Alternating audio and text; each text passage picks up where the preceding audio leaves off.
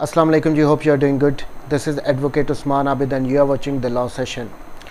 आज हम डिस्कस करते हैं कि क्या दौराने जिस्मानी रिमांड पुलिस मुलज़म पे तशद्दुद कर सकती है, क्या उसे मार पीट सकती है। इस टॉपिक पे आने से पहले सबसे पहले तो हम ये समझते हैं कि जिस्मानी रिमांड होता क्या है। देखें, जब भी एफआईआर रजिस्टर होती है तो पुलिस अपनी इन्वेस्टिगेशन स्टार्ट करती है। सबसे पहले काम तो उनका ये होता है कि उन्होंने प्लेस ऑफ अकरेंस जाए वकूआ पे जाना होता है, वहाँ पे से उन्होंने एविडेंस कलेक्ट करनी होती है। उसके बाद जो उसके मुद्दई होता है, जो कंप्लेनेंट होता है, उसकी स्टेटमेंट रिकॉर्ड करनी होती है, उसके विटनेसेस की स्टेटमेंट रिकॉर्ड करनी होती है। उसने ये पहला काम तो ये होता है कि फ़ाइंड आउट करना है कि वेदर ये जो कंप्लेंट की गई है, ये एफआईआर रजिस्टर की गई है, इसमें कुछ सच्चाई भी है या नहीं, कोई एविडेंस सो फार कलेक्ट हुई भी है कि नहीं। फिर उन्होंने एक्यूज़ को, मुलज़िम को, अगर उन्हें लगे कि इतना मटेरियल है, कुछ सच्चाई है इस एफआईआर में, इतनी एविडेंस आ चुकी है, तो पुलिस ने अरेस्ट करना होता है मुलज़िम को। सो ये हमारे दिमाग में क्लियर होना चाहिए। वैसे नॉर्मली प्रैक्टिस ये है कि जैसे ही एफआईआर रजिस्टर होती है पुलिस फ़ौरन जाके एक्यूज़ को, मुलज़िम को अरेस्ट करने के लिए रेड करने शुरू कर देती है। लेकिन ये इन प्रैक्टिस है, बट कानून ये नहीं कहता कि एफआईआर रजिस्टर होते ही स्ट्रेट वे आपने जाके मुलज़िम को गिरफ़्तार करना शुरू कर देना है। असल प्रोसीजर तो ये है जो मैंने पहले बता चुका हूँ। एनी हो, जब भी मुलज़िम चले अरेस्ट हो जाता है, उसके बाद विदिन 24 आवर्स उन्होंने, पुलिस ने उस मुलज़म को मैजिस्ट्रेट के पास पेश करना होता है। अब ये जो 24 आवर्स हैं, बेसिकली इसके दौरान उन्होंने अपनी इन्वेस्टिगेशन को कंप्लीट करना होता है, जिसमें उससे पूछगिछ होगी, कोई रिकवरी वगैरह करनी हो। लेकिन अगर वो नहीं कर सकते, 24 आवर इज़ नॉट इनफ, तो फिर वो विदिन 24 आवर्स उन्होंने 24 घंटे ख़त्म होने से पहले मुलज़िम को मैजिस्ट्रेट के पास पेश करना होता है और फिर जिस्मानी रिमांड उसका क्लेम करना होता है कि इसको हमारी कस्टडी में दे दिया जाए, इसके जिस्म को हमारी कस्टडी में दे दिया जाए। मुलज़िम को हमने इससे मज़ीद तफ्तीश करनी है, इससे कुछ रिकवरीज़ करनी है। हर केस के डिफरेंट सर्कमस्टांसेस होते हैं। मसलन लड़ाई मार कुटाई का अगर कोई केस है तो ऑब्वियसली जो वेपन यूज़ हुए हैं वो रिकवर करवाने हैं। अगर कोई रेप का केस है तो मेडिकल वगैरह करवाना होता है। एनी हो, जो कुछ भी उन्होंने इन्वेस्टिगेशन करनी है, जो भी केस के फैक्ट्स हैं, अगर तो 24 घंटे में नहीं वो पूरे होते तो मैजिस्ट्रेट के सामने पेश करेंगे और फिर वहाँ पे वो क्लेम करेंगे और बताएंगे कि अब तक उन्होंने क्या इससे इन्वेस्टिगेशन की है और क्यों इसकी फ़र्दर इनको कस्टडी चाहिए पुलिस वालों को। फिर मैजिस्ट्रेट डिटरमिन करता है, सारी उनकी पुलिस डायरीज़ वगैरह देखता है जिसमें उन्होंने ज़िम्नियाँ वगैरह लिखी होती हैं, जो भी। तो फिर वो मैजिस्ट्रेट को अगर तो लगता है कि मज़ीद इसका फ़िज़िकल रिमांड देना चाहिए तो वो देते हैं। मैक्सिमम 15 दिन का रिमांड हो सकता है, लेकिन वन गो में कभी भी नहीं दिया जाता। ये 2-2 दिन के लिए या 3 दिन के लिए, फिर 2 दिन के लिए रिमांड मैजिस्ट्रेट देते हैं। पुलिस वाले तो जाके 10 दिन का सीधा ही क्लेम करते हैं, लेकिन कभी भी इस तरह नहीं होता कि 10 दिन का स्ट्रेट फॉरवर्ड ही दे दें, 2-2, 3-3 दिन का देते हैं।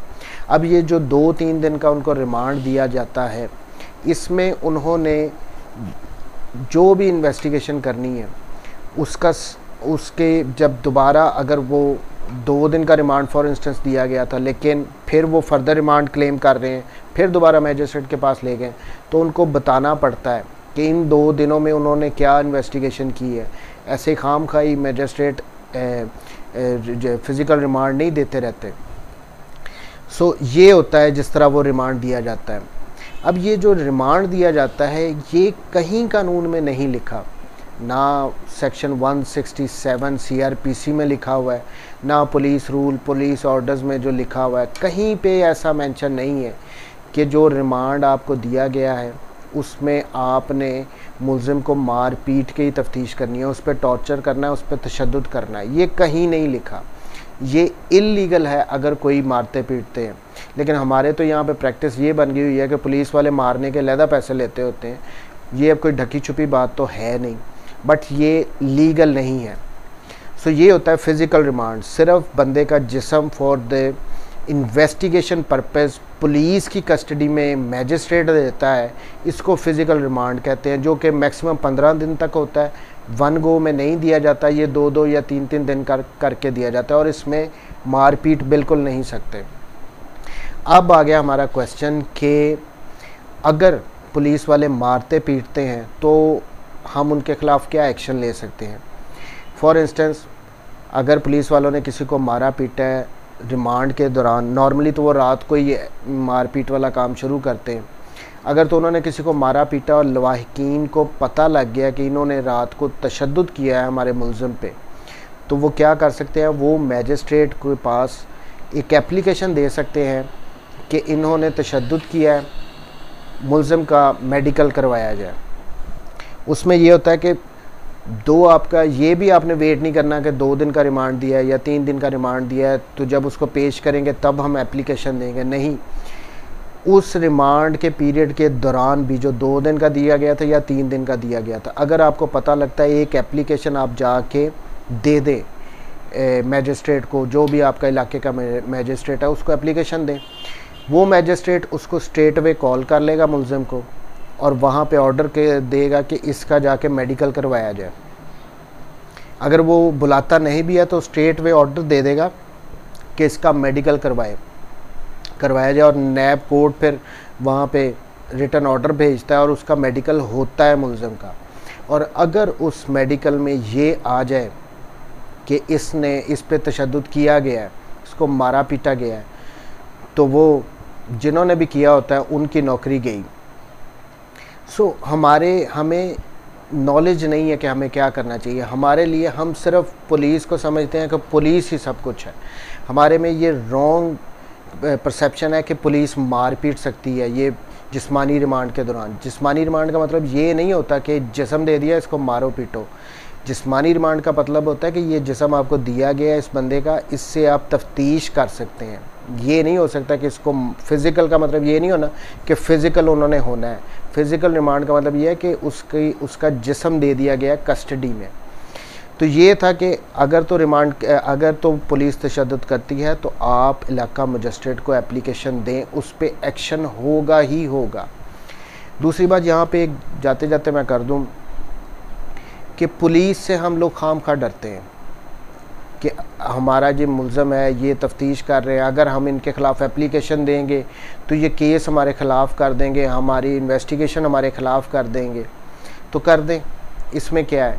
जब आप एक एप्लीकेशन दे रहे हैं, जो दूसरा तफ्तीशी भी अगर आता है, अगर आपके ख़िलाफ़ लिखता है तो क्या, आप इन्वेस्टिगेशन फिर भी चेंज करवा सकते हैं। तीसरी बात, अब ये एक बात पे गौर करें कि हमारे पास जो क्लाइंट भी आते हैं ना, वो पुलिस से तो बहुत डरते हैं। पुलिस के ख़िलाफ़ तो उनको होता है कि हमने कोई एक्शन नहीं करना। ये गलत बात है।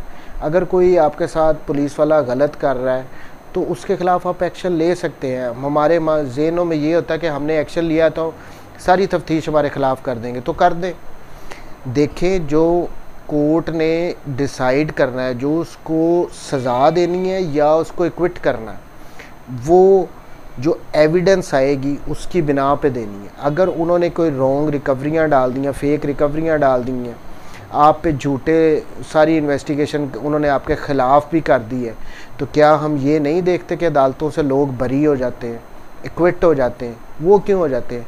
पुलिस ने तो आपके ख़िलाफ़ इन्वेस्टिगेशन में लिखना है, उन्होंने तो आपको बेगुनाह करना ही नहीं होता। 99% यही होता है। उन्होंने तो गुनाहगार लिखना ही लिखना है, उन्होंने इन्वेस्टिगेशन आपके ख़िलाफ़ लिखनी ही लिखनी है। लेकिन आप ये ज़हन में रखें कि फ़ैसले अदालतों ने करने हैं, इन पुलिस वालों ने नहीं करने। ये जितना मर्ज़ी लिखते रहें बेगुनाह, अगर तो आपके ख़िलाफ़ कोई एविडेंस नहीं है, गवाहियों में आपके जो असल तो बात आती है, जो गवाहियाँ होती हैं, जो क्रॉस एग्जामिन आप करते हैं, उसमें क्या बंदे उसके बाद बरी नहीं होते? इन्वेस्टिगेशन में तो सारा यही आया होता है कि ये गुनाहगार है, इसने ये जुर्म किया है, लेकिन फिर वो बंदे कैसे बेगुनाह बरी हो जाते हैं। सो ये एक रॉन्ग परसेप्शन है कि पुलिस के ख़िलाफ़ हम बात करेंगे या उनके ख़िलाफ़ कोई एक्शन लेंगे तो वो हमारी तफ्तीश हमारे ख़िलाफ़ कर देगा, हमें नुकसान होगा, हम बरी नहीं होंगे। ऐसा नहीं होता।